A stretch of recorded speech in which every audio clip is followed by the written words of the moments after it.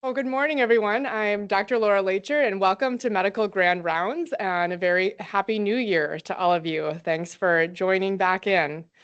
Just a reminder, next week we'll be hosting the annual Richie Warnick Lectureship, and we'll be hosting Dr. Ben Wang from the Mayo Clinic, who will be giving the talk, The Fever of More Known Origin, a primer on the autoinflammatory diseases.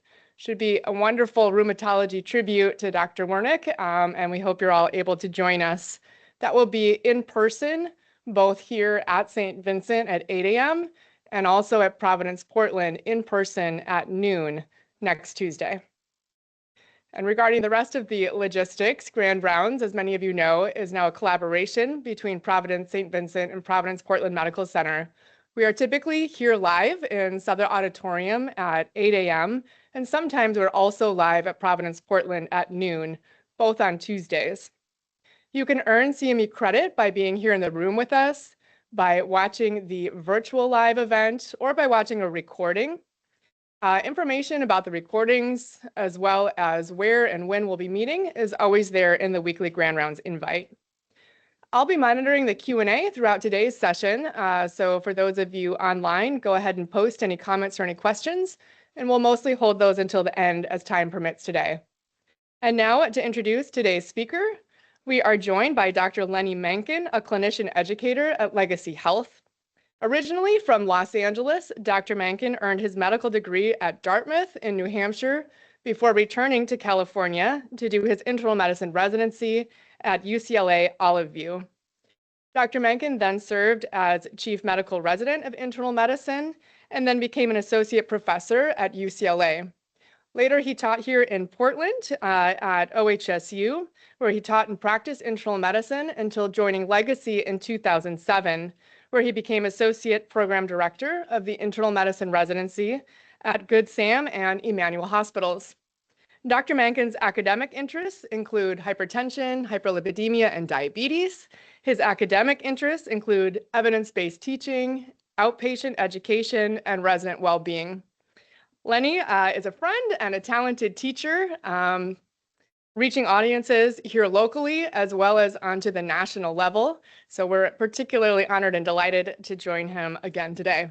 Thanks, Dr. Menken. Thank you, Laura, for such a nice introduction. Let's go ahead and get started.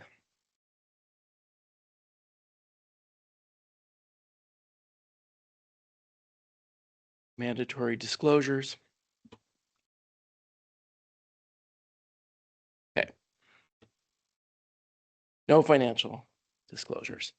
All right, so we have a busy clinic schedule today, and I'm going to go through a bunch of patients with you, just common scenarios that I see. These are things that kind of caught my attention in the last year or so in terms of what am I doing and what's new out there that might change our practice. So we'll start with our first patient, a 56-year-old man with hypertension, hyperlipidemia, and diabetes who comes in for follow-up of some labs. He's taking lisinopril, metformin, atorvastatin that was started 3 months ago, pretty standard stuff. You notice on his labs that he has elevations in his liver enzymes. And so being a good internist, you say, well, is that a new thing? Is this a statin effect from 3 months ago? So you check back and you see that this seems to be a consistent pattern, that he has these elevated transaminase levels.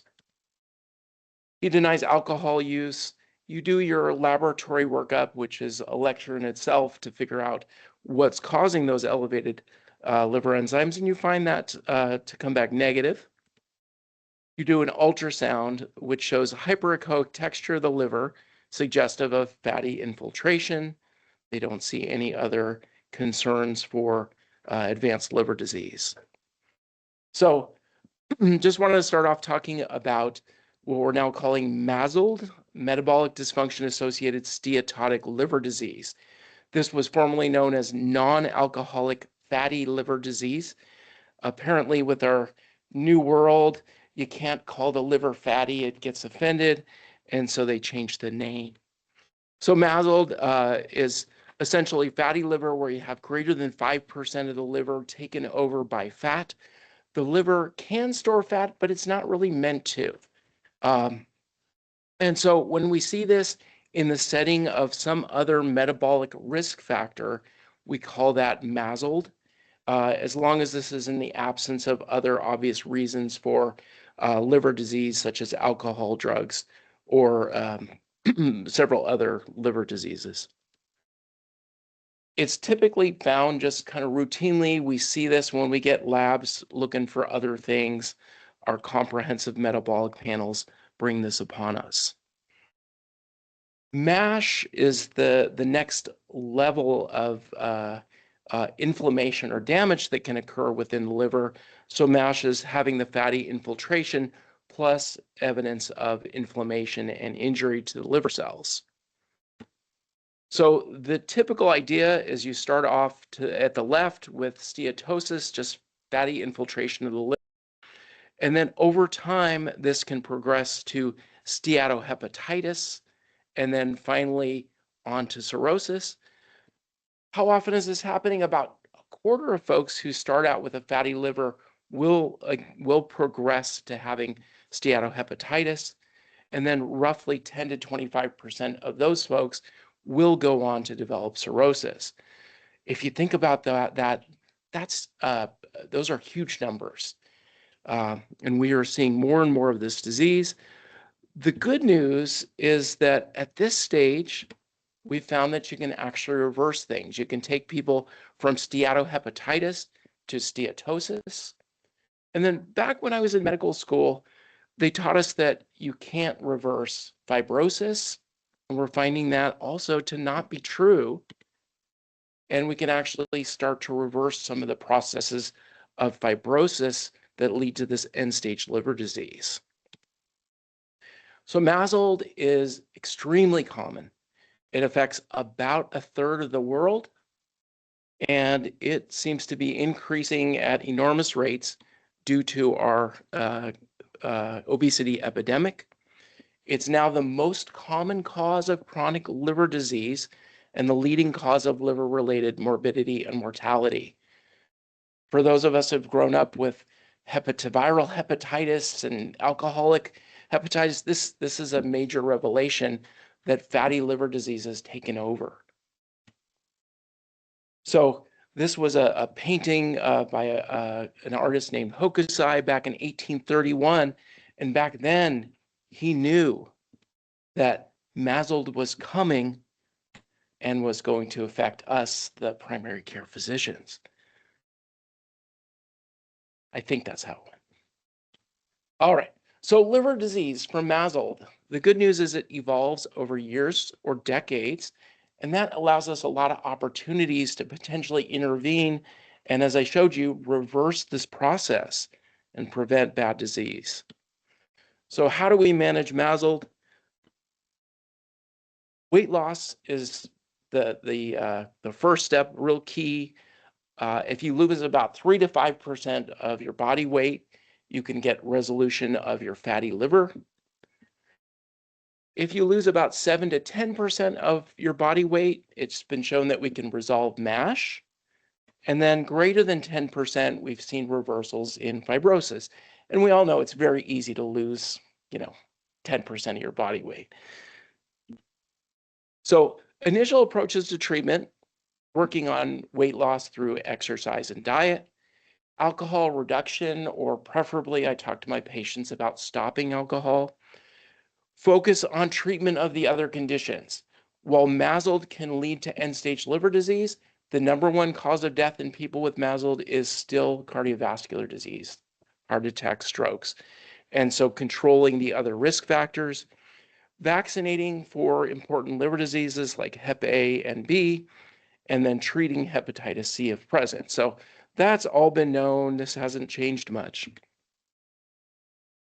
Are there any new treatments, any new medications out there that we can use for metabolic liver disease? So the first one to come along in years is a medicine called resmetirom. It is a thyroid hormone receptor beta agonist that is highly selective to the liver. It was news to me that there are thyroid receptors within the liver, but apparently there are. And from what I've been able to glean from the literature, when the liver is sort of hypothyroid, it mishandles our fats, and fat storage occurs. So by stimulating these thyroid receptors within the liver, we're able to restore normal fat metabolism and reduce fatty liver. As an important or possibly important other effect of this medication, it also reduces people's LDL and triglyceride levels, and so that could be an added bonus. How is resmetirom, how is it done in clinical trials? The big one was called the Maestro trial, about 1,000 patients who had MASH, so steatohepatitis with fibrosis, and they were randomized to oral resmetirom at a couple of doses or placebo. They looked at whether MASH got better and whether there was improvement in fibrosis. And then secondarily, they said, what does this do to our LDL? They studied people for a year, and they found that if you see placebo, about 10% of people had resolution of their NASH.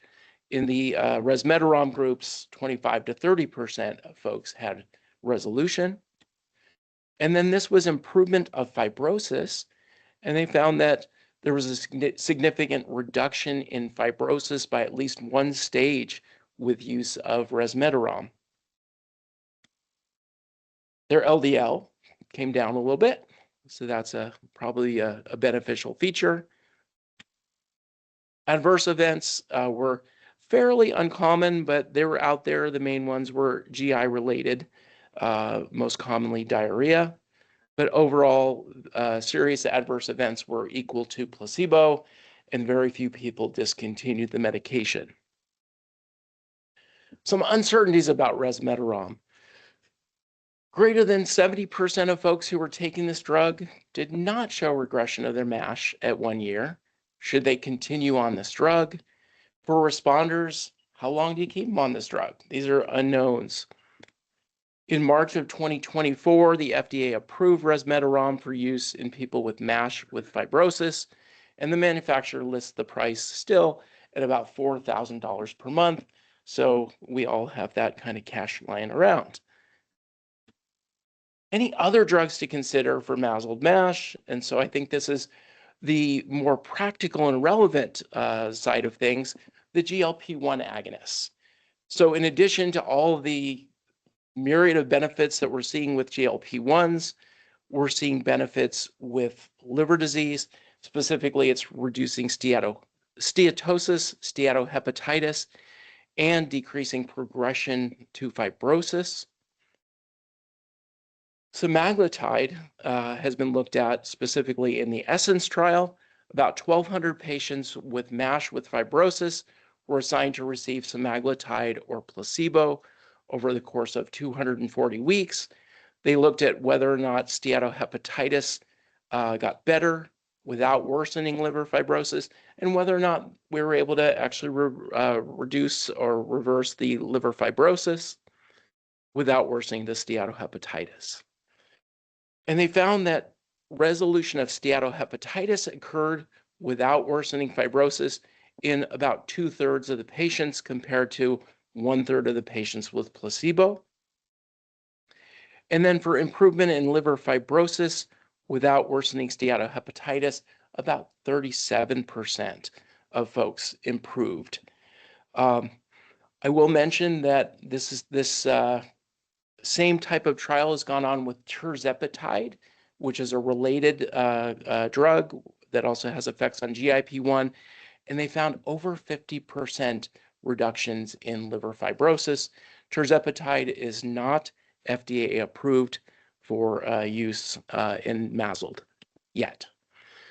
Common adverse events of the GLP-1s, I think you guys are all familiar with, and the study here was similar in that there was lots of GI distress in people taking the semaglutide. On August of last year, the FDA approved semaglutide for use in MASH with moderate to advanced fibrosis. So we have yet another indication that we can use to get patients who might need these drugs onto them. Another drug of interest is vitamin E.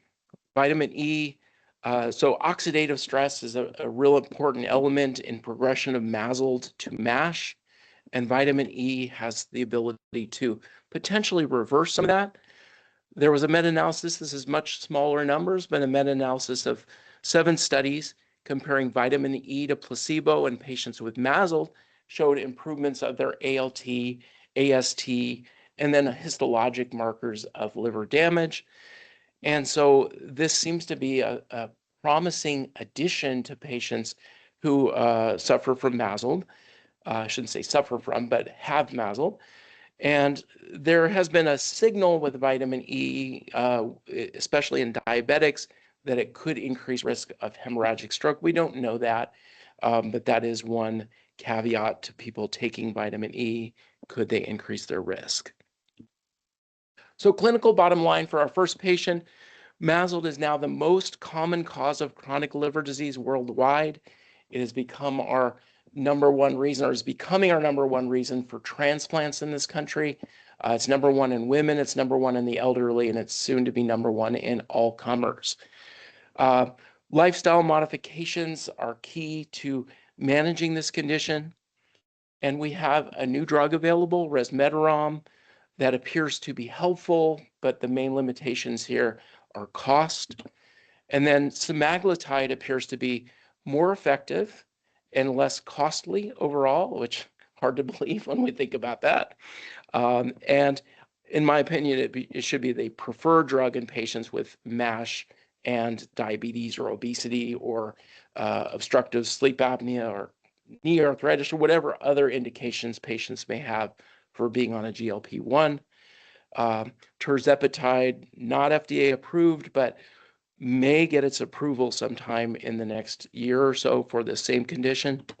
And then vitamin E seems like a low-cost supplement that may be reasonable in patients with MASLD as an addition.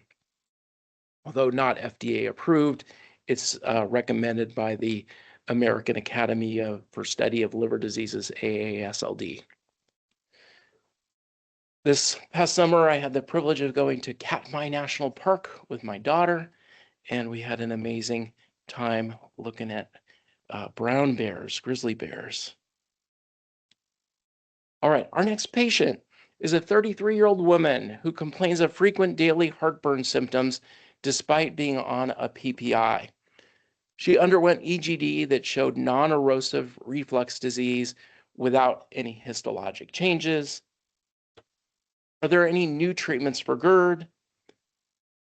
And the drug I wanted to talk about is called vonoprazan.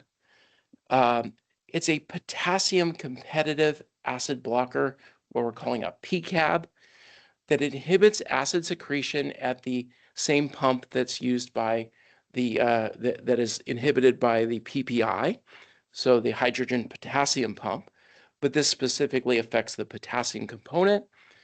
It's been in use in Japan and some of the other Asian countries for the past decade. And the FDA approved it here in the United States in 2023 for use in erosive esophagitis and also for non-erosive GERD. How do PCABs differ from PPI? So there was a small observational trial in which patients who had GERD symptoms that were refractory to PPI showed improvement with this drug. That's a pretty small study. Do PCABs actually offer any advantages over PPI? So what are the potential advantages? They have a higher potency. So these drugs truly shut down the pump much better than does a PPI. They have a much more rapid onset of action. They're not prodrugs like PPI. They have a longer duration of action. They have the ability to block both your active as well as your inactive proton pumps. So we all know that when we give a PPI, you have to time it and then have the patient eat 20 to 30 minutes later, activate the pump to shut it down. Vonoprazan will just go in and shut down both active and inactive pumps. Most of the time, our pumps are inactive, about 85% of them. this is able to go ahead and shut down all of them so that they can't turn on. And then there's less variability in the degradation of vonoprazan. So it appears to offer a lot of advantages. Clinically, how does it compare?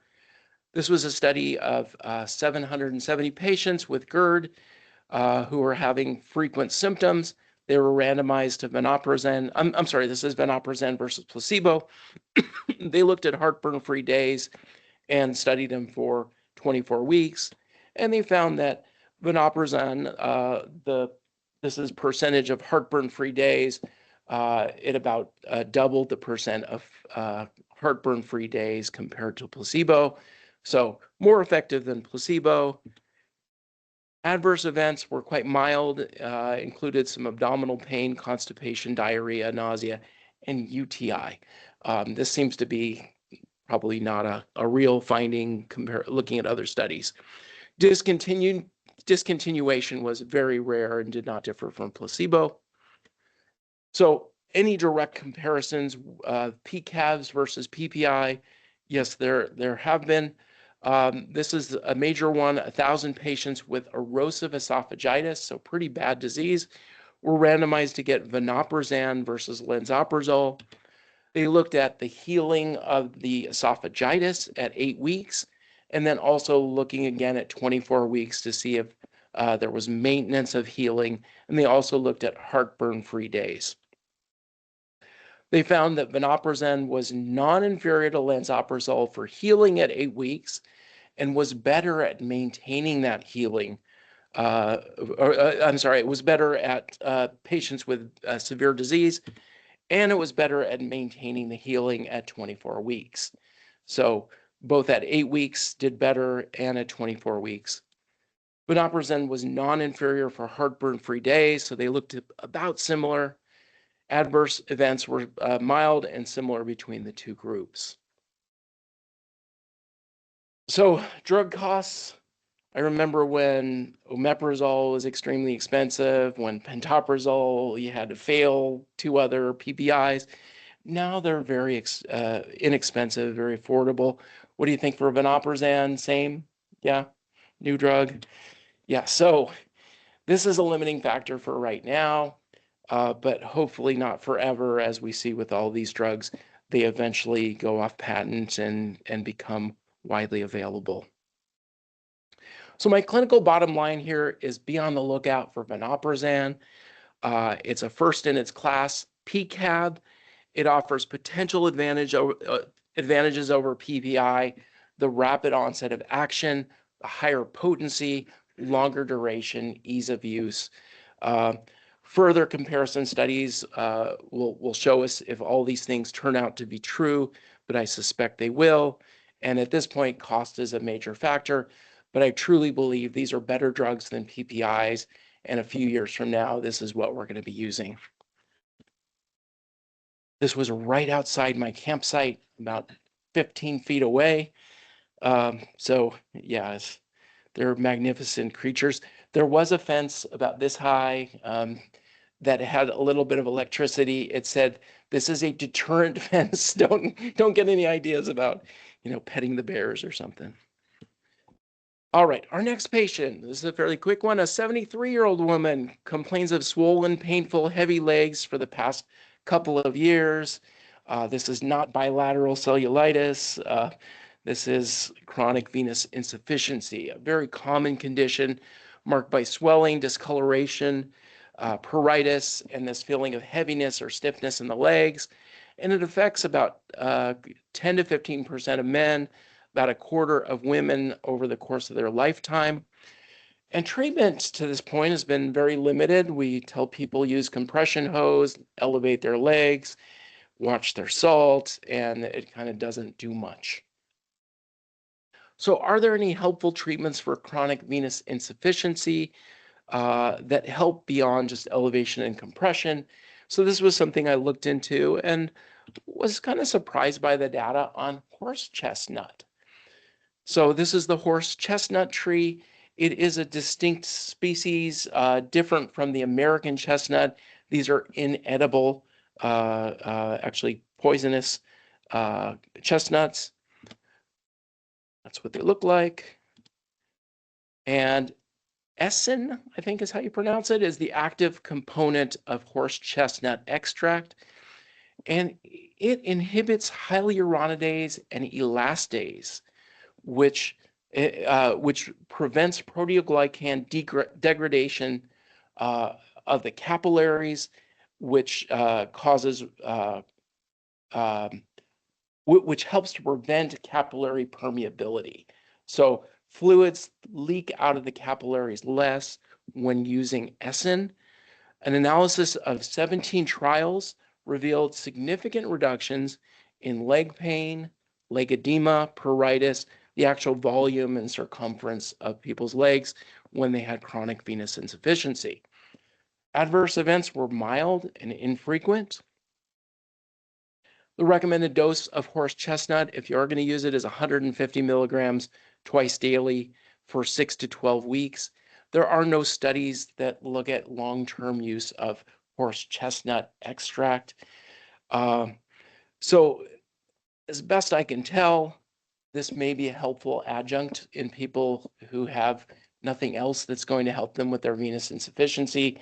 And so I've been giving it a try in patients and then just talking to them about, we don't know what this does long-term, but as best I know, it doesn't cause any major harms. So something to think about in your patients with venous insufficiency. All right, our next patient, a 35-year-old man with a history of polysubstance abuse who complains of severe low back pains after pushing a friend's car up a hill. He's using heat, acetaminophen, cyclobenzaprine, and naproxen without getting a lot of help. He requests something stronger for his pains. Have you ever heard this before? So anything new for acute pain? What? All right. So here's a New England Journal, title. And when I see titles like this in the New England Journal, my mind immediately says, skip, right? Who's going to read that? But the thing that caught my eye was that acute pain. Wait, there's something new for acute pain. And so VX548 has gained a new name. It's called suzetrigine. Suzetrigine is an oral selective blocker of a sodium channel that is expressed on peripheral nociceptive neurons in dorsal root ganglia. So these are peripheral nerves that sense pain. And suzetrigine will bind to these receptors and prevent the action potentials from being generated along these nociceptive nerves. The sodium V1.8 sodium channel is not present in the central nervous system.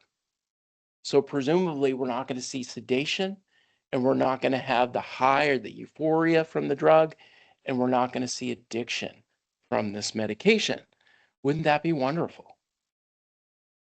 So here's a look at the pharmacology of the drug.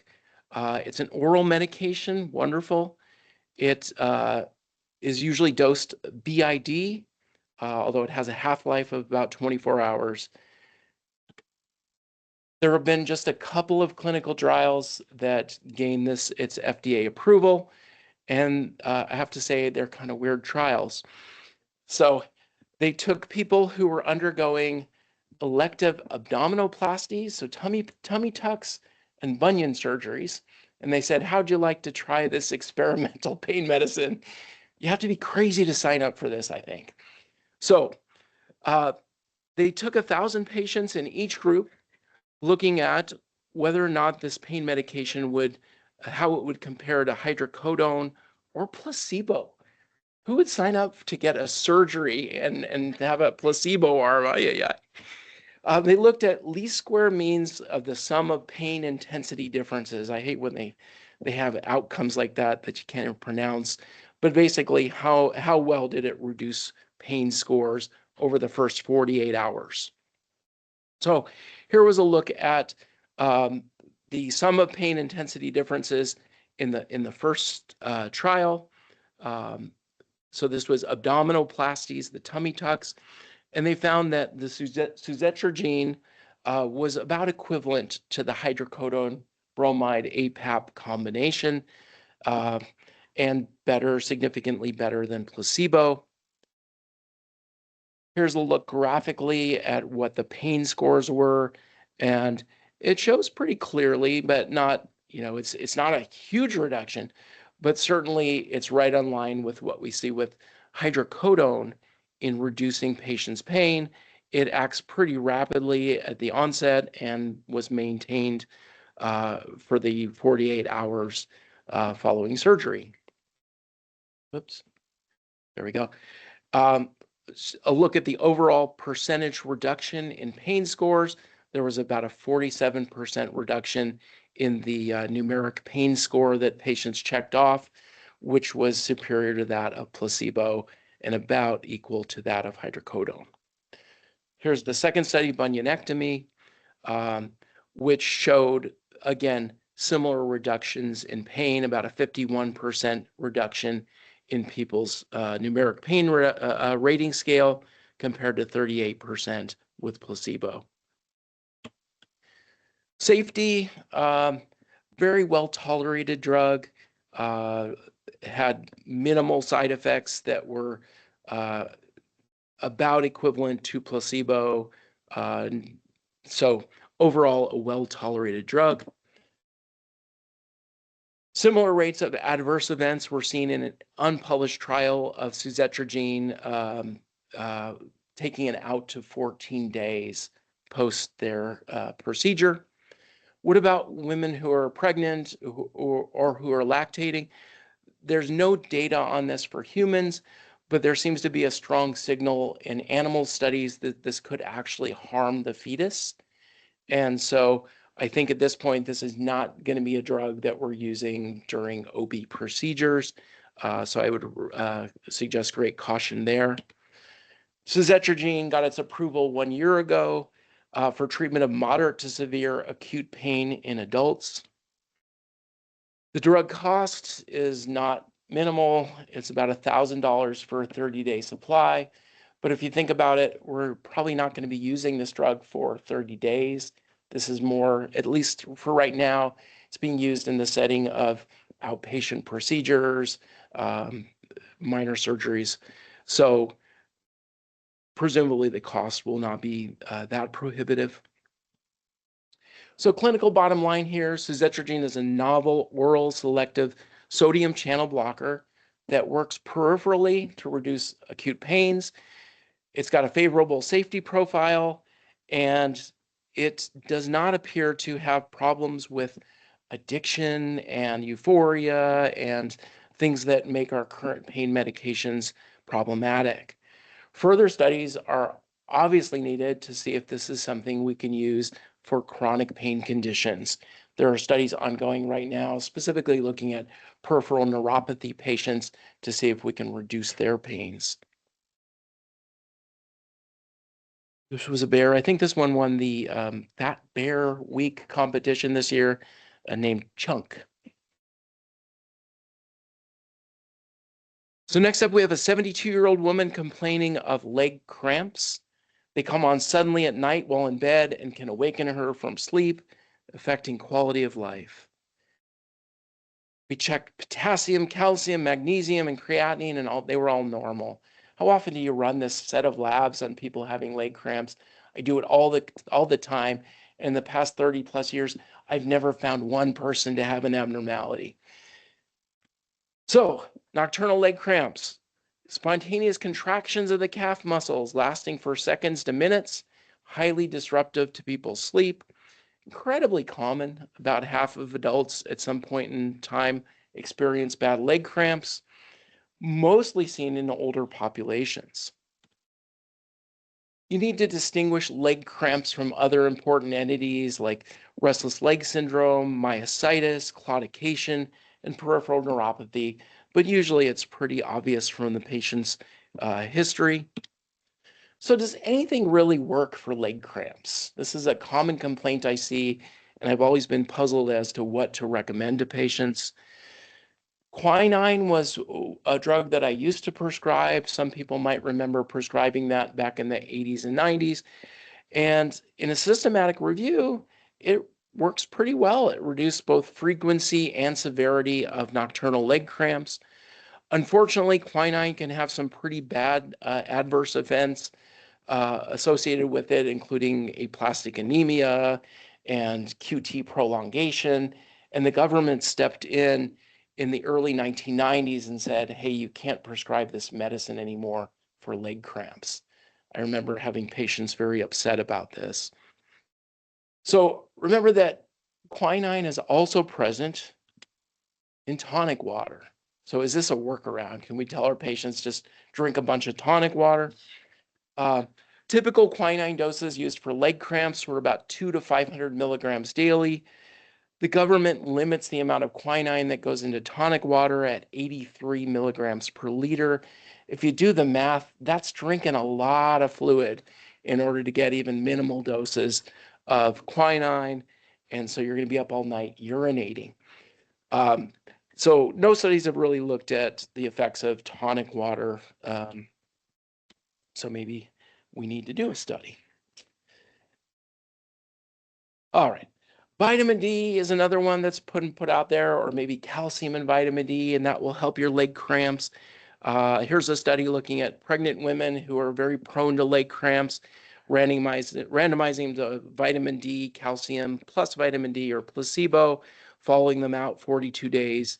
And basically they saw no difference in any outcomes when using calcium and vitamin D or calcium plus vitamin D. Magnesium is another one that's thrown out there. This was a meta-analysis of 11 randomized trials of magnesium showing absolutely no difference in anything, in any outcome other than diarrhea. So if you want diarrhea, magnesium is a very good drug for that. A similar analysis came to the same conclusion in pregnant women. I will be fair, there's been one randomized trial since these meta-analyses that did show a small difference in leg cramp frequency and duration with some improved sleep quality. So maybe magnesium, but probably not. All right, this woman scares me a little bit, but calf stretches. Calf stretches have been looked at a little bit and may reduce the severity of the leg cramps when you get them, but in the study it did not affect frequency. So I would just say no to her. What is this? Pickle juice. So this is, I think, my favorite name of a study that has ever been done. This was the pickles trial. And what they did was they took 74 patients who had cirrhosis, another group that's very prone to getting leg cramps, and they randomized them to sips of pickle juice at night versus water at the onset of a leg cramp. I'm not sure who designs these trials. They found that patients consuming pickle juice reported lesser severity of their cramps on a visual analog scale compared to when they sipped water. There was no change in their frequency, sleep quality, or quality of life scores. I think it was just that they were drinking this noxious pickle juice, and that made them forget about their leg cramp because they were kind of nauseated by their pickle juice. And I can only imagine the pickle juice accidents that occurred during the night with pickle juice at the bedside. So I don't recommend pickle juice for that reason. Taurine, very tiny trial of taurine in patients with cirrhosis and frequent leg cramps, showed some reductions in the frequency. I don't know what a fortnight is, but it seems like some kind of British term for maybe 2 weeks. They showed decrease in frequency, duration, and severity of leg cramps when tried on taurine. Taurine is the same ingredient that you find in lots of these energy drinks, which also usually contain lots of caffeine. So that would probably defeat the purpose of nighttime leg cramp. But there are preparations of taurine, especially in lots of electrolyte products that do not contain caffeine. So if you believe this small study, it might be worth a try. No adverse effects were seen with taurine. And then the one I really wanted to get to, the one that caught my interest the most, is this one, vitamin K2, menaquinone. I didn't even know there was a K2, but there is. It's slightly different from K1, but related. Vitamin K2 is postulated to help the nocturnal leg cramps by its regulation of calcium in the bloodstream. So K2 is responsible for helping incorporate calcium into bones and keeping it from incorporating into arteries. A randomized crossover trial of patients who were hemodialysis patients getting frequent leg cramps showed reductions in frequency, duration, and severity of their leg cramps. A very tiny trial. That was followed up. Oh, and then here's the trial, and I thought the graphic was very interesting. So in this trial, on the left, in the first 12 weeks, that's where the patients were on the active drug, and you can see a reduction in their leg cramps. And then when they were switched on to placebo, you can see that the leg cramp frequency went back up. And then vice versa. In the graph on the right, they started off on the placebo, and then when they went onto the vitamin K2, the leg cramp frequency reduced. It looks just visually like, yeah, that looks like it's working. So here's a second trial, a bit larger, 200 patients who are getting frequent leg cramps, randomized to vitamin K2 180 micrograms daily versus placebo. They looked at frequency, duration, severity, and followed them out a couple of months. They found that the vitamin K2 reduced frequency by about 2 to 3 leg cramps per week. Leg cramps were less severe and resolved quicker, and there were no adverse events noted. And again, the graphic really sold this for me. So if you look at the placebo group, they went on their placebo and they maintained about 4 leg cramps per week. And then when you looked at the vitamin K group, they went down to about 0 to 1 leg cramp per week. So this, in my mind, seems to be working. These are small trials. I think the downsides are pretty small. So my clinical bottom line here is why not? Nocturnal leg cramps are common, distressing. Our patients are asking for something. Vitamin K2 appears to have the best evidence for decreasing frequency, severity, and duration of these cramps without causing bad effects. I would avoid using this in patients on warfarin because there can be some reactivity, and so warfarin would be less effective. This bear liked to stand at the top of the waterfall, just kept its mouth open and waited for salmon to jump into its mouth. So very effective strategy. You can see the claws on that thing, man. All right. Our next patient is a 66-year-old woman who's coming in for a blood pressure check. Her systolics have been running about 145 to 160, despite taking valsartan, hydrochlorothiazide, and amlodipine. So by definition, she's on 3 drugs with uncontrolled hypertension. We call this treatment-resistant hypertension, especially with one of those drugs being a diuretic. Treatment-resistant hypertension occurs in about 10% of all folks with high blood pressure, which is an enormous number of people. We all see this in our clinics or in the hospital. Are there any new treatments for resistant hypertension? So the drug that I want you to know about is called aprocitentan. Aprocitentan affects endothelin. Endothelin is a potent vasoconstrictor produced by vascular endothelium. We use the endothelium receptor antagonists in pulmonary hypertension, and aprocitentan is the first one of these type of drugs that is now being used for systemic hypertension. It reduces vasoconstriction and vascular remodeling, prevents sympathetic activity within the vasculature, and decreases aldosterone synthesis. All good things when it comes to blood pressure control. The main trial that got its approval was the Precision trial, 730 patients with resistant hypertension who were randomized to 2 doses of the medicine or placebo. They looked at change in office blood pressure as well as ambulatory blood pressure, followed people for 40 weeks. They found pretty impressive reductions in blood pressure. So if you had a drug and it was going to drop patients' blood pressure on average 15/5, would you sign up for that? I think that's pretty darn good. Interestingly, the placebo dropped 11.5 points. Why are placebos dropping people's blood pressure that much? I don't know. My suspicion is when you put people who are resistant who have resistant hypertension in a trial, they actually take their medicines maybe, and that's why it goes down. So the overall difference was only 3.8 points, but it still was significant enough to gain its approval.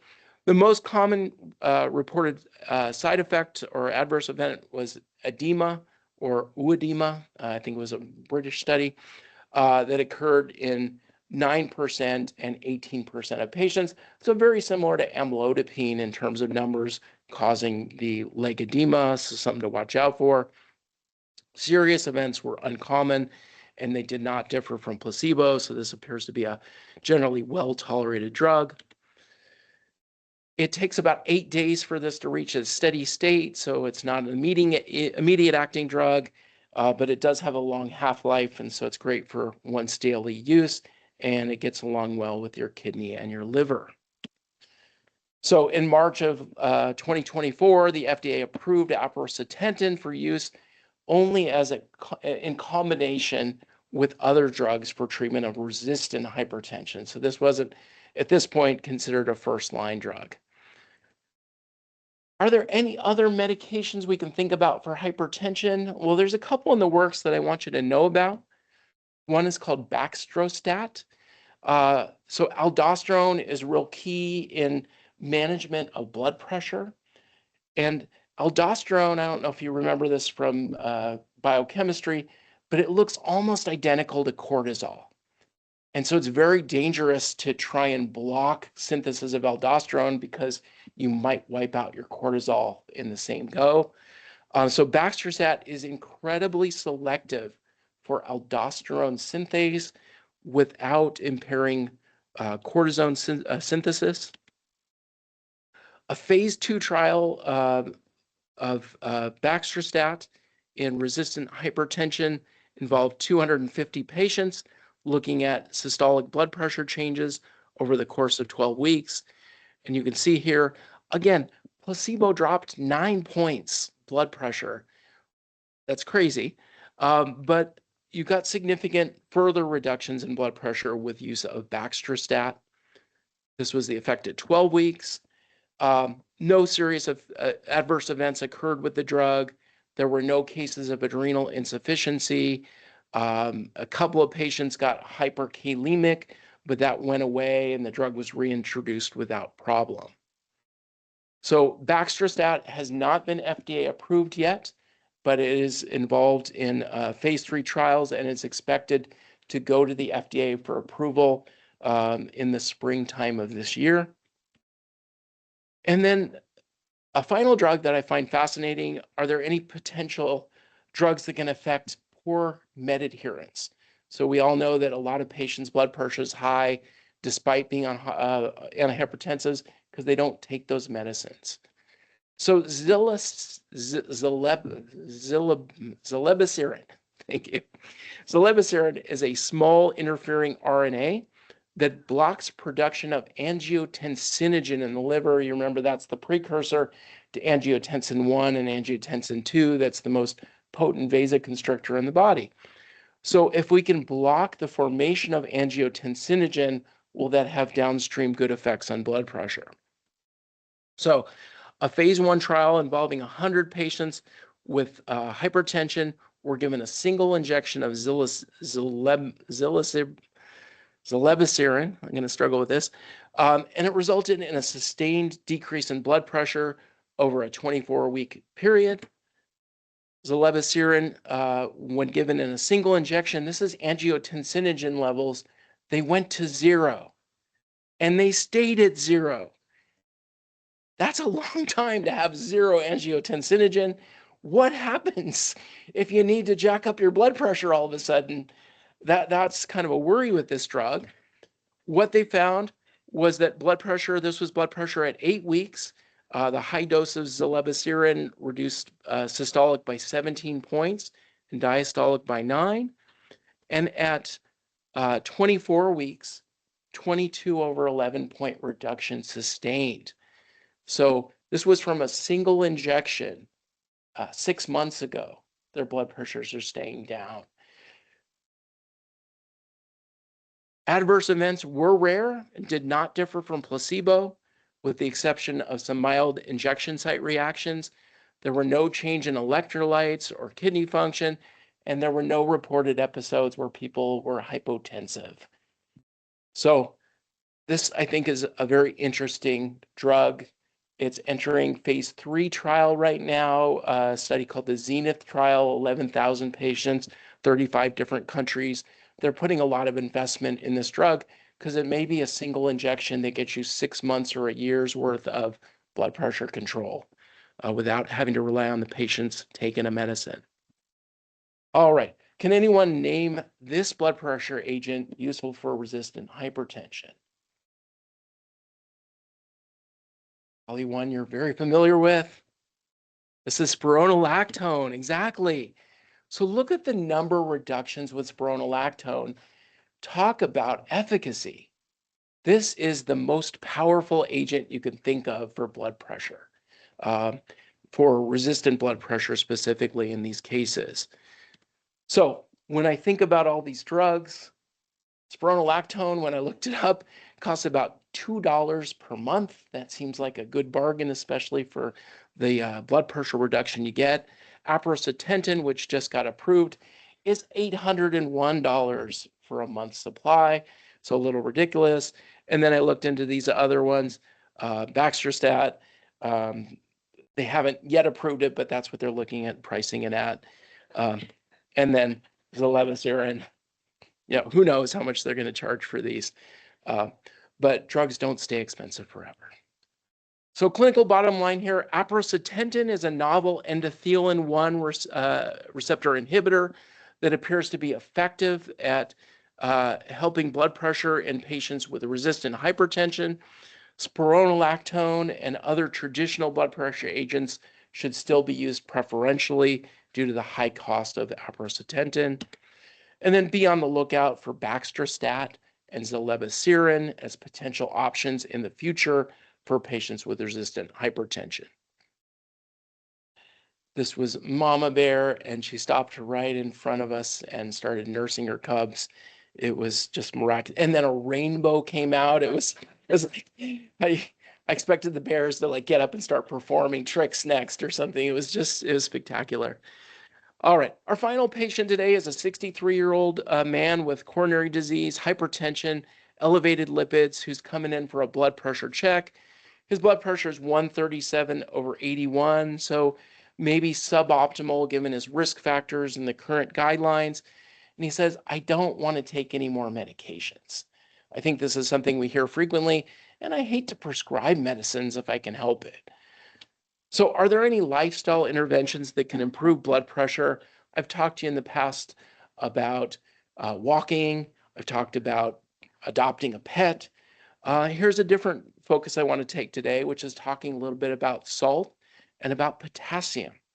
So both high levels of dietary sodium and low levels of dietary potassium contribute to hypertension.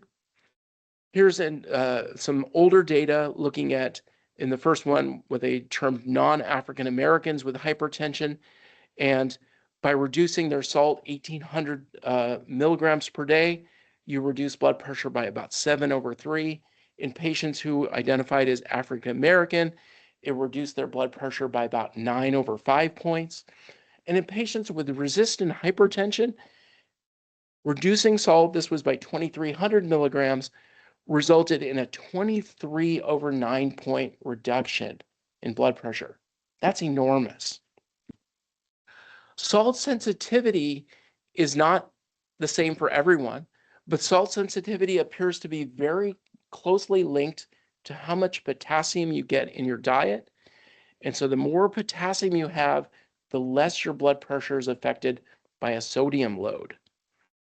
And so the idea of what if we took this simple measure right here, the salt shaker, and changed what went into it? So potassium salt substitution. Here's a study from 2006. This was from a retirement home in Taiwan. They had about 2,000 residents there, and they divided these people into 2 different kitchen areas. One kitchen, they used traditional table salt, and in the other kitchen, they put in a 50-50 mix of sodium and potassium salt. They did not screen anybody for hyperkalemia or kidney disease or anything going into it. They just did this to people without telling them. So interesting. Baseline age was 75. Their mean blood pressure was 130/71, so not that bad to start. They looked at outcomes of cardiovascular death, and they studied them for 2.5 years. And surprisingly, they found that patients or residents who were getting the salt substitute lived on average about a half year longer than the patients who were on regular table salt. So a significant difference, 41% reduction. This was a separate, much larger trial of unwilling participants in rural China, where they basically gave people salt products and they said, use this in all of your cooking and your seasoning of foods, in your food preparation. And they put in a 3/4 sodium, 25% potassium salt, and then they compared that to people given regular sodium table salt. So 21,000 individuals. They looked at outcomes of stroke, major adverse cardiovascular events plus death. Hyperkalemia was a safety outcome. It was a ridiculous one because they didn't measure people at baseline and they didn't measure people along the way. It was just if it was noted in a hospital visit afterwards. And then they followed these people for about 5 years. They did exclude people who had chronic kidney disease going in or who were already taking spironolactone.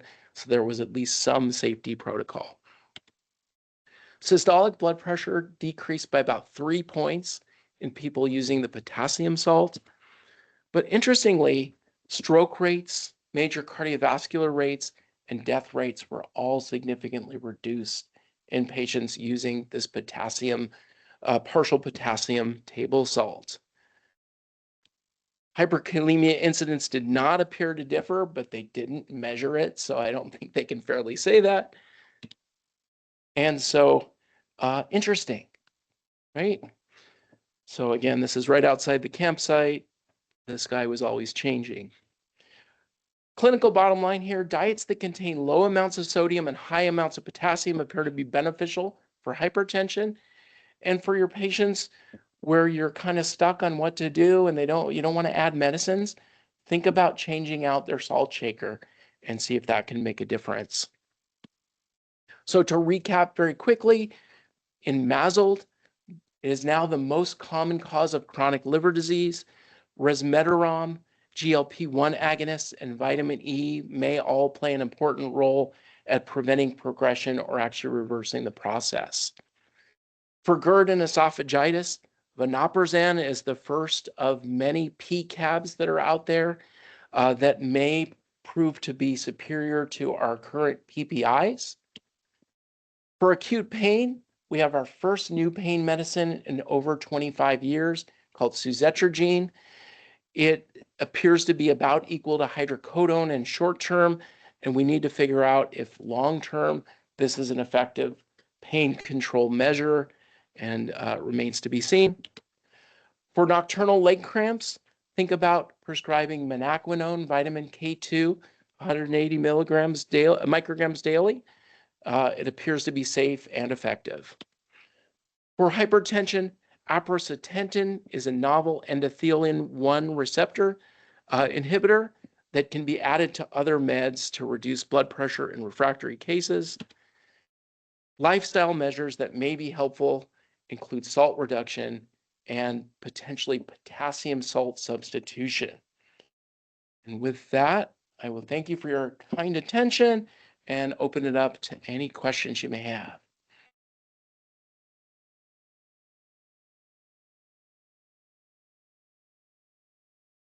Dr. Mencken, thank you for a phenomenal review and a lot of new and upcoming information. Very rich talks. I know we're bumping right up against time. I just wanted to draw in a comment from our online audience, a provider who's letting us know that with regard to the suzetrigine, that the manufacturer does have a coupon available to both people without insurance or with insurance, including governmental, that supposedly will result in a $30 per fill price tag. So perhaps worth ordering both the loading dose and the maintenance dose in one prescription with potentially a $30 fill.